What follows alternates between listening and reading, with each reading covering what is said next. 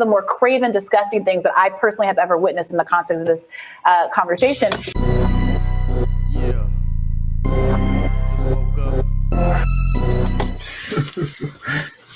That shit got heated right there. Some money to make That's probably how he getting some of these government contracts, is because he able to use that kind of status. He's an African American. Oh, foreign-owned business. I don't know if I play this. I want to play this.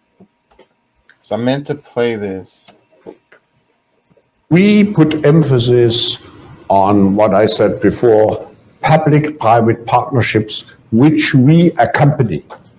So when we define a project like our global educational initiative, I just describe it in a second. We have, under the leadership of Cisco and many other companies, practically all the big names, we try to revolutionize the educational system of Jordan, Egypt, and now Burundi, by working together with the local authorities. We work also together with UNESCO, not only to equip the schools, but to retrain the teachers, to put the new curricula into place. So we work together we accompany those companies. We do not, such a difference to the Clinton initiative, which mainly, and which is a good thing, which asks companies to pledge some money to make a commitment and some to come back and to report. We are with the initiative from the beginning to the end. But there's one other difference. We put. Hold on, let me give the context. Retweet Wall Street Silver, Klaus Schwab. It says, our education initiative, we have Cisco and practically all the big names. We will revolutionize education. We will retrain the teachers. We will put new curriculum in place so that we can indoctrinate the children with our ideology at an early age. Elon Musk freaking is, look, right underneath Elon Musk, he commented on this tweet. He just put but that's him. 'Cause you can't freaking fake that guy on there. There's none of that going on. Another comment, it says, they're finally saying the quiet part out loud. Another comment, it says, to be honest, the home education community already know they've been saying this out loud for pretty much a decade now. It's a running battle. Look, another one, it says, cartoonish Bond villain. Totally could be a villain out of a movie. James Bond movie. Klaus Schwab.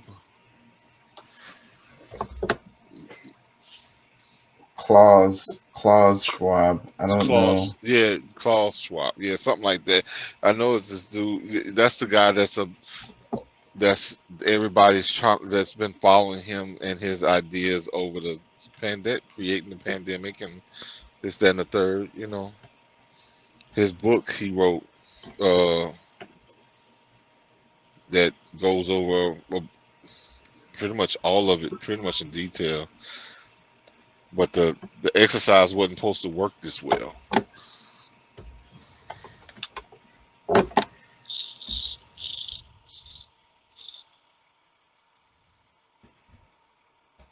German economist, German engineer, economist, and founder of the World Economic Forum. He has acted as the WEF's chairman since founding the organization in 1971. So this is the guy who made the WEF. I did not know this. I'm reading from Wikipedia. Yeah, it's a private entity, and that's the thing with a lot of these things are not like real government entities.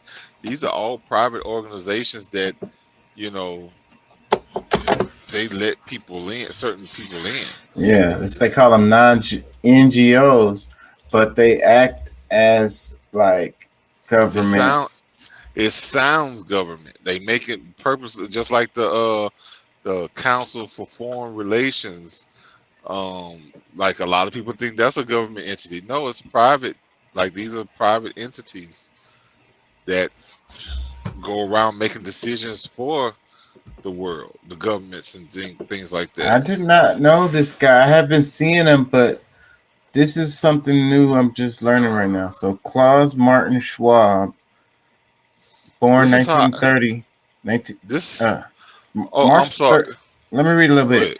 March 30th, 1938, is a German engineer, economist, and founder of the World Economic Forum. He has acted as the WEF's chairman since founding the organization in 1971. So he founded the organization and he's the chairman and has been the same since 1971. That's interesting. So, but you heard this guy before. You may not remember, but you remember that video I sent you. I said start at such and such time limit, and then read and listen to the end, where it had all of, like, it went through all of the different, how everything was in sync, all the news stations and all that kind of stuff. Because I know Yeah, and I I sent. recognize him though. I do recognize his face. I just didn't know that this Yeah, was the guy. we've discussed this guy already. Like we've talked about, and he's the one. This is Satan I didn't know himself. he was the founding and chairman of it. Let me read some more. It says in 1971, Schwab founded European Management Forum, which was renamed WEF in 1987. In 1971, he also published Modern Unternehmensherr. I can't read that. It's in like German. What Uh, kind of name is Schwab? Let's think about that while you finish reading. Let's think. I'm just throw that question out there real quick, but we can talk about it in a second. Go ahead and. it says Modern Enterprise Management and Mechanical Engineering. In that book, he argued that the management of a modern enterprise must serve both shareholders and corporate stakeholders to achieve long-term growth and prosperity. Schwab has championed the multi-stakeholder concept since the WEF's inception. Wow, that's interesting. In 2003, Schwab appointed Jose Maria Figueres as CEO of the WEF, his intended successor. In October 2004, Figueres resigned over his undeclared receipt of more than 900,000 in consultancy fees with the French telecommunications firm Alcatel while he was working at the forum. In 2006, Transparency International highlighted this incident in their Global Corruption Report.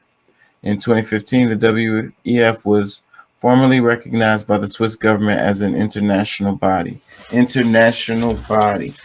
And so the guy he picked to be his successor ended up having to leave over some corruption stuff. And I'm sure that wasn't like intentional. Like that's just what happens. He might have been used as a scapegoat, but that shows that they were doing shady stuff. You know what I mean? That's definitely evidence of shadiness going on.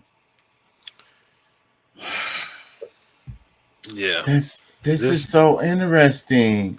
Well, I mean, this is also like, I mean, because a lot of the things, like, he's like the whole, like the eugenics, like, I mean, it's a lot, like, He he's pretty said much the guy that he's like the CEO of the whole idea, like the way the deep, system is with this, because it the says deep, he championed the multi-stakeholder concept since the WEF's confection inception. And what did he say? He said, because he's one of those secret stakeholders, investment holders of those top, like the BlackRock and so all. this is kind of what we're talking about earlier with the system of how our jobs are. And I was saying like it's not democratic and how like, the way it works, the capitalism, the present day capitalism. So this is it right here. He says, in that book, he argued that the management of modern enterprises must serve shareholders and corporate stakeholders to achieve long-term growth and prosperity. And it's all about growth. It's all about the exponential growth. And that's like the model. So this guy apparently laid the model. And this is what all of the corporations are following, this model. That's interesting. Maybe not all of them, but all of these Western ones, the ones that we know the most, The that we know majority. well. Because like I said, I mean, if it's being held, if it's like on the stock market and being held by a company, like it's a part of it. Like it doesn't like they own. I think already they own like 80% of the world, as far as especially on the corporate side. Let me read some more. This is criticism, so this should be interesting. It says salary level and lack of financial transparency. While Schwab declared that excessively high management salaries were no longer socially acceptable, his own salary of about 1 million Swiss francs, a little more than 1 million USD, has been repeatedly questioned by the media. The Swiss Radio and Television Corporation, SRF, mentioned this salary level in the context of the ongoing public contributions to the WEF and the fact that the forum does not pay any federal taxes. Moreover, the former Frankfurt Allgemeine Zeitung journalist Jürgen Dunks made the criticism that the WEF's financial reports were not very transparent since neither income nor expenditure were broken down.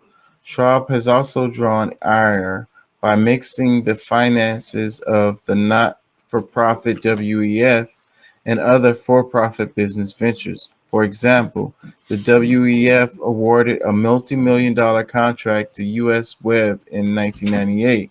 Yet shortly after the deal went through, Mr. Schwab took a board seat at the same company, reaping valuable stock options.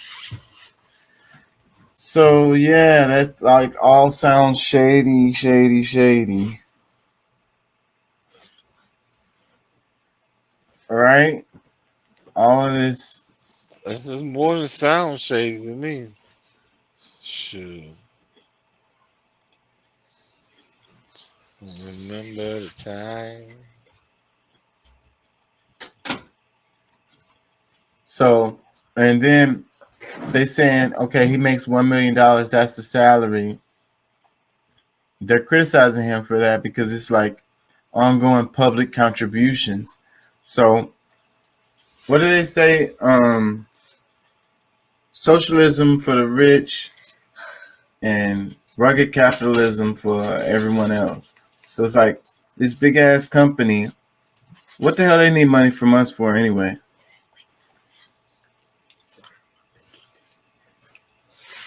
They do humanitarian work around the world and shit. They help smaller countries keep from like going bankrupt and shit. At least that's what they're gonna tell you. Let me read a little bit more. It says capture of democratic structures and institutions. According to the Transnational Institute, the forum is hence planning to replace a recognized democratic model with a model where a self-selected group of stakeholders make decisions on behalf of the people. The think tank summarizes that we are increasingly entering a world where gatherings such as Davos are a silent global coup d'etat to capture governance. In a 2017 interview, Schwab said the Russian President Vladimir Putin had been recognized as a young global leader and also mentioned Canadian Prime Minister Justin Trudeau. I have to say, when I mention now names like Miss Angela Merkel and even Vladimir Putin and so on, they all have been young global leaders of the World Economic Forum. But what we are very proud of now is the young generation like Prime Minister Justin Trudeau. We penetrate the cabinet. So yesterday I was at a reception for Prime Minister Trudeau, and I know that half of his cabinet, or even more than half of his cabinet, are actually young global leaders. So what the hell is a young global leader? Is that some kind of group that you get to be a part of or whatever? How do you get to be a part of that group? Or do you earn that position? Are you appointed there? Do you have to take some tests, go to a certain school or something? Is it like a fraternity and you can pledge? That's so interesting. One more part. It says controversy with Davos municipality. In June 2021, Schwab sharply criticized the profiteering complacency and lack of commitment by the municipality of Davos in relation to the WEF annual meeting. He mentioned that the preparation of the COVID-related meeting in Singapore in 2021-2022 had created an alternative to its Swiss host and seized the chance that the annual meeting will stay in Davos between 40 and 70%. So does this guy, does he put on the Davos event? Why do they keep throwing that in there? What is the connection between him and the Davos thing? Is he the one organizing it? Or he tend to attend those events? That's interesting stuff. I'd like to know more about that guy. Wait, Doc sent me something. It's the criteria list to become a young global leader, straight from their website. Oh, shit. Let's look at it.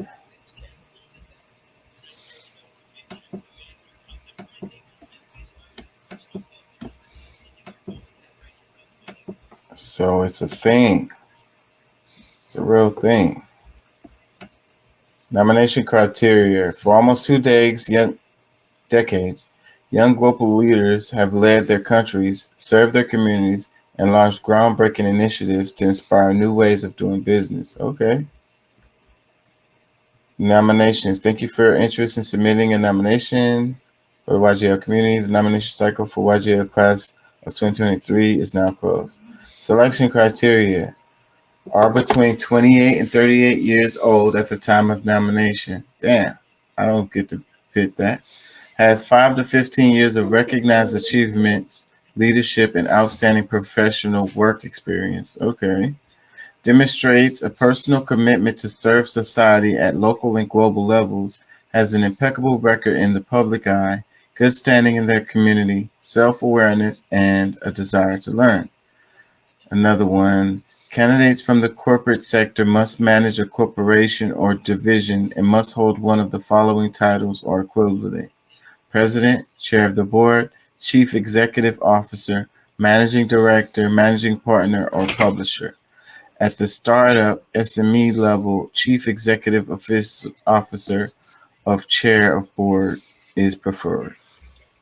So basically, you got to be a CEO or a chair of a board. If the company is a member or partner of the World Economic Forum, the candidate requires the approval of the chief executive officer or chair of the board of the respective company. Self-nominations are not accepted. So you have to be nominated by a CEO or a chairman. What do you think about this, Doc? What did this make you think about? It's interesting. It's like a club. Networking and connections. Like you said, Putin was one, Trudeau was one.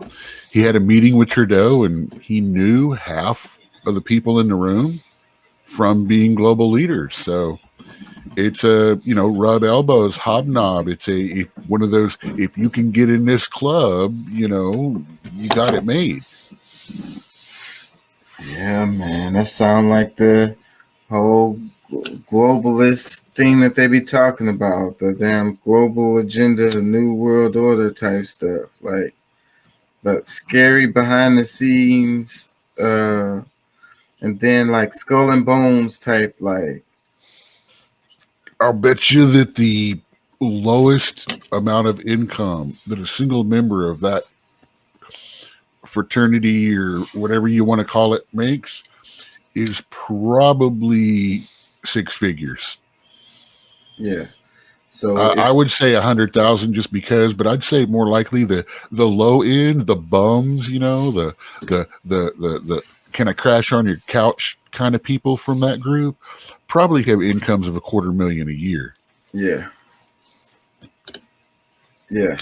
So it's an elite group, and you can't just land in this group, and then like they said, you have to be nominated too. So it's set up for, certain people to that's interesting, very interesting.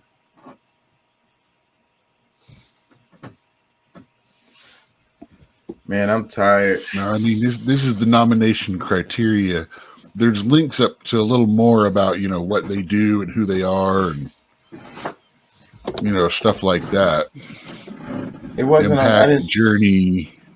I didn't see it on this page. I got timeline and It's all up at the top. Okay, about our vision and mission. Let's see that.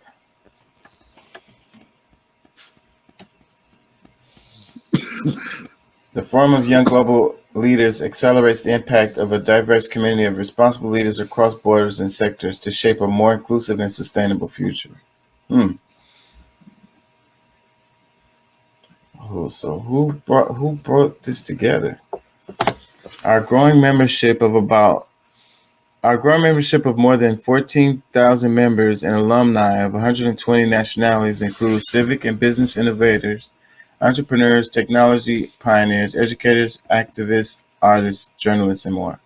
Aligned with the World Economic Forum mission, we seek to drive public-private cooperation in the global public interest. We are united by the belief that today's pressing problems present an opportunity to build a better future across sectors and boundaries. Man, I think they're giving away all the truth right here. And then it says, aligned with the World Economic Forum's mission. And then it says, drive public-private cooperation in the global public interest. Okay, so the global public interest will be the elites preserving a certain status quo for a certain class system and organizing it, around the world to ensure that each different, in whatever country they're in, the elites get to continue to be the elites and get to continue to make all the decisions.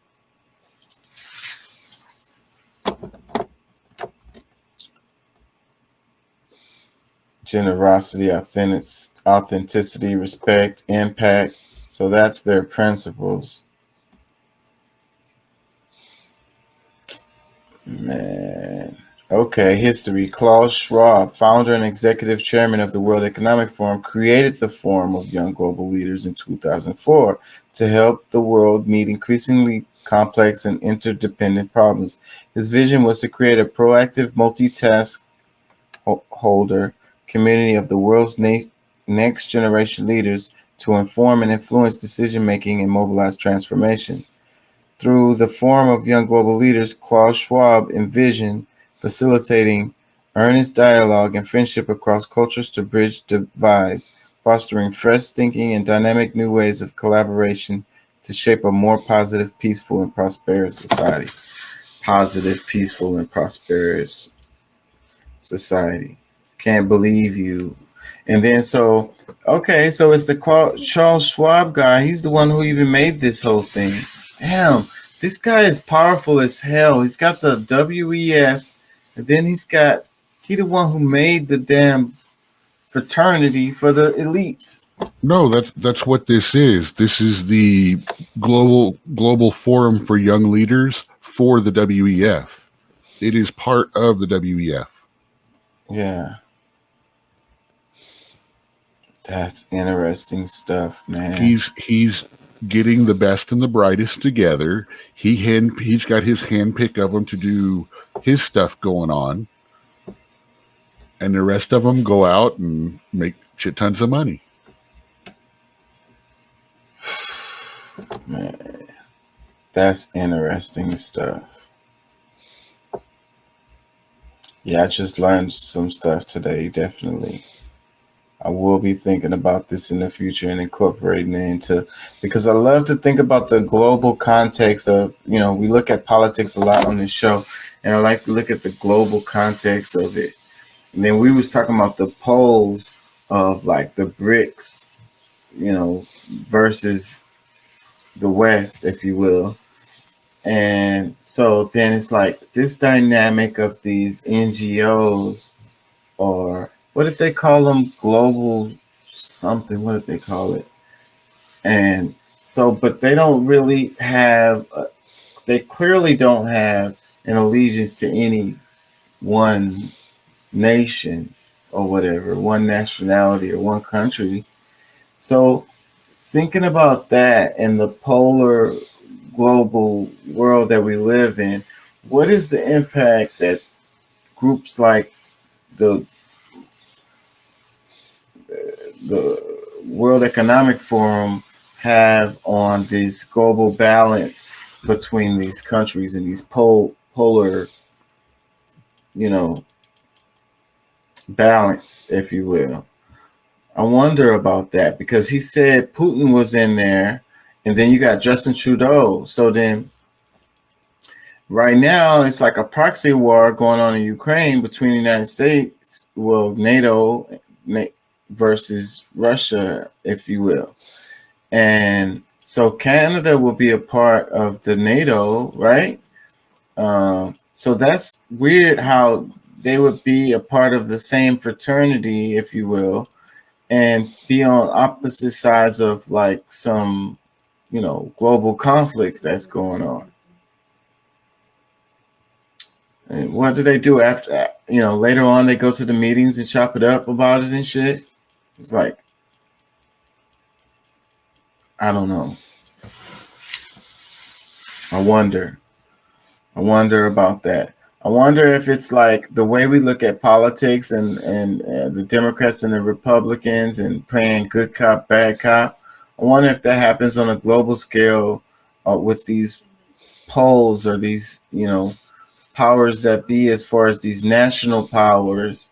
And then they're just playing some global political game where they're not really, being honest about what they're doing and what their agenda is. And then when they go home, they just chop it up with the same people that in public they were fighting with,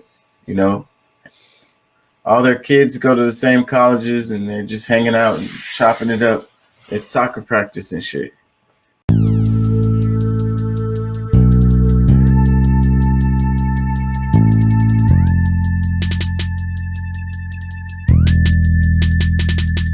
Thank you, God, for this day. We have lived everything in our life, our health, our family, the guidance you have given us, allow us guidance to the path of righteousness. Amen. Really, I'ma get that bitch. Revenge is a dish best served cold. She took my son, now my soul is cold. He took my daddy, now my soul is old.